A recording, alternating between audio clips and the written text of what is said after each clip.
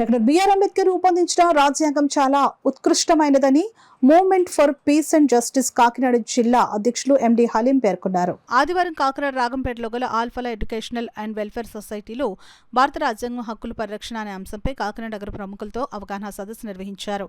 ఈ సదస్సులో ఎండి హలీం, ప్రముఖ న్యాయవాది సయ్యద్ సలార్లు పాల్గొని ప్రసంగించారు. ఈ కార్యక్రమంలో ఎంపీజే రాష్ట్ర సభ్యులు హుస్సేన్, ఎంపీజే జిల్లా సభ్యులు షేక్ అబ్దుల్లా, సిటీ సభ్యులు తదితరులు పాల్గొన్నారు. జాతీయ ఉద్యమం తాలూకు పరిచయం, జాతీయ ఉద్యమం తాలూకు ప్రాధాన్యతలు, వాటిని సాధించుకోవడం కోసం ఏర్పరచుకున్న ఒక రాజ్యాంగం, ఇవన్నీ చాలా ప్రేమపూరితంగా ఇష్టపడి మాకంటే ముందు ఆ కార్యక్రమంలో పాల్గొన్న వ్యక్తుల దగ్గర నేర్చుకున్న విషయాలు మీతో పంచుకోవాలా అనేది ఒక తపన.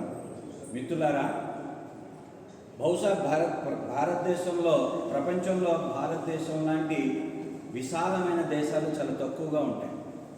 భారతదేశంతో సమానమైన భూమి, సమానమైన నైసర్గిక స్వరూపం, సమానమైన ప్రజలు ఉన్న దేశాలు చాలా తక్కువగా ఉంటాయి. బహుశా ఒక చైనాతోటి మనకి అటువంటి ఒక సామీప్యత ఉంటుంది. ఆ తర్వాత ఇంత విశాలమైన దేశం ప్రపంచంలో మరొకటి లేదు.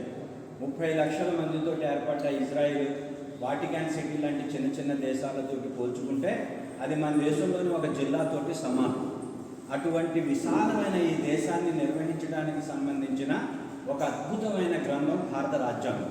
కాబట్టి ముందుగా ఈ రాజ్యాంగం గురించి మాట్లాడుకునేటప్పుడు దాని తాలూకు గొప్పతనం మనకి తెలియాలి అంటే దేశం గురించి కూడా మనకి కాస్త అవగాహన